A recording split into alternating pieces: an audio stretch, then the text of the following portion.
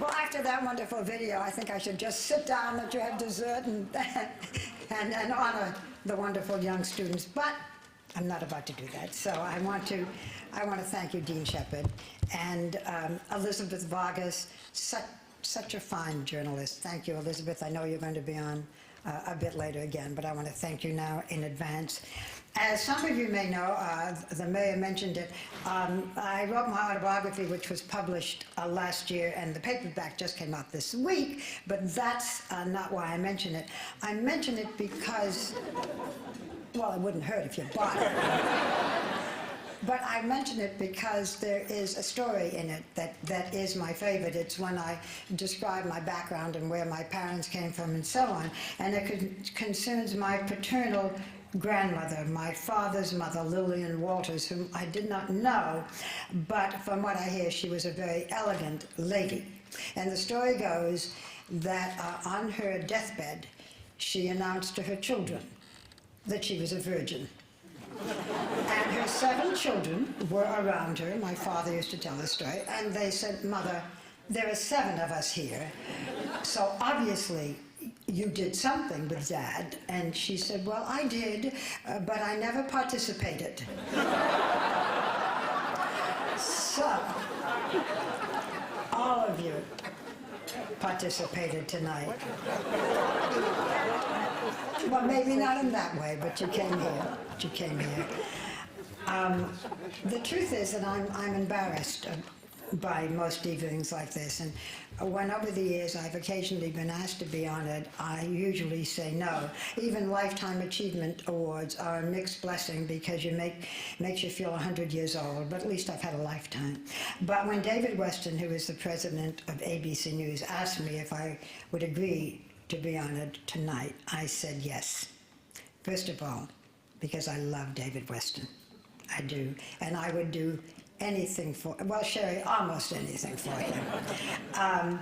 He is my boss, and I think he is the best boss a person could have, and I would never say no to David.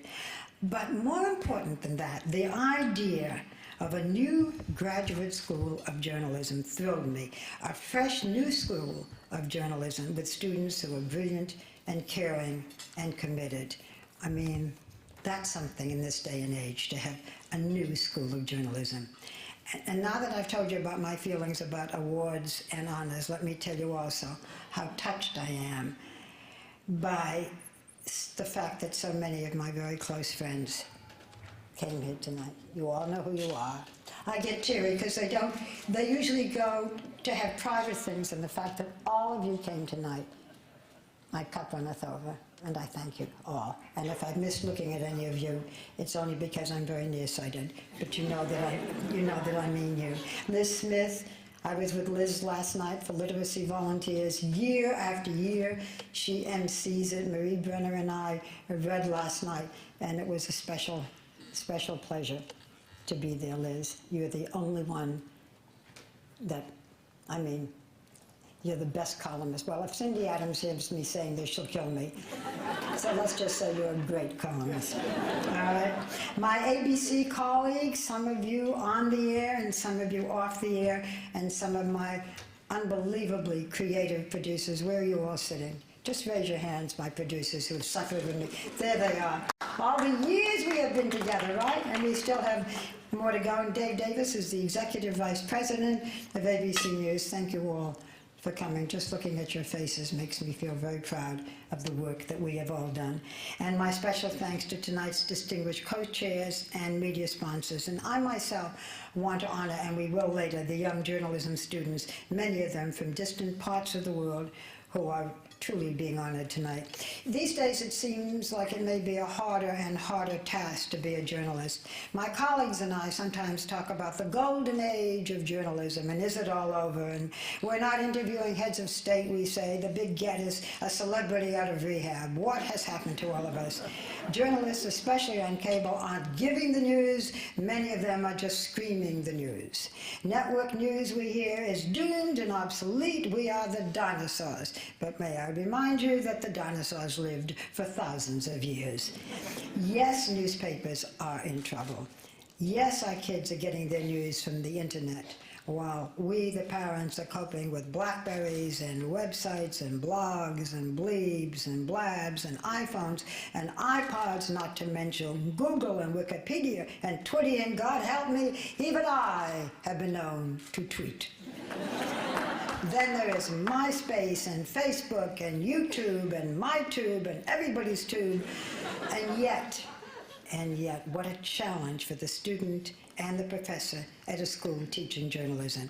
But what a golden age we are now entering. We now have the ability to instantly communicate with the whole world, to entertain, to inform, to educate. We are entering a whole new, astonishing way to present and receive news. And if used correctly, what a force for good.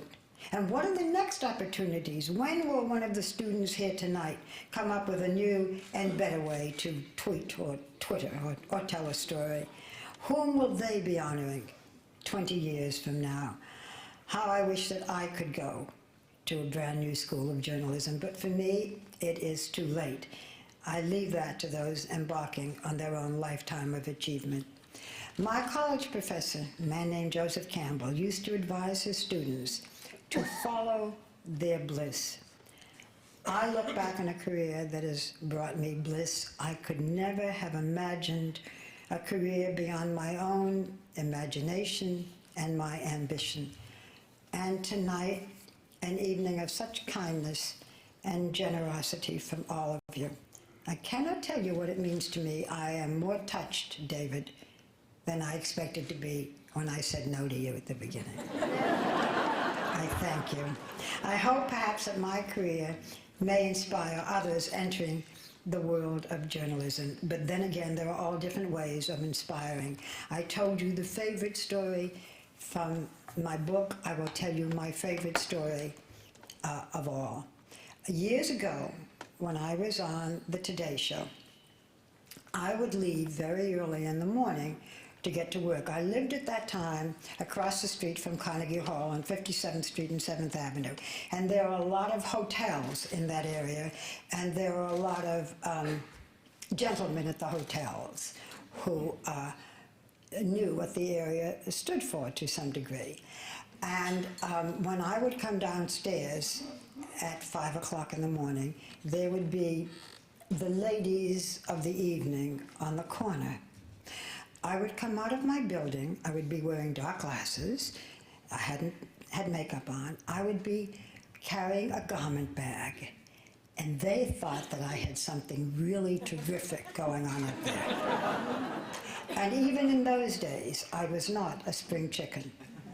But I would say good morning to them. They would say good morning to me. And then I would get into this long, black, chauffeured limousine, and I would drive off into the morning. And I gave them hope.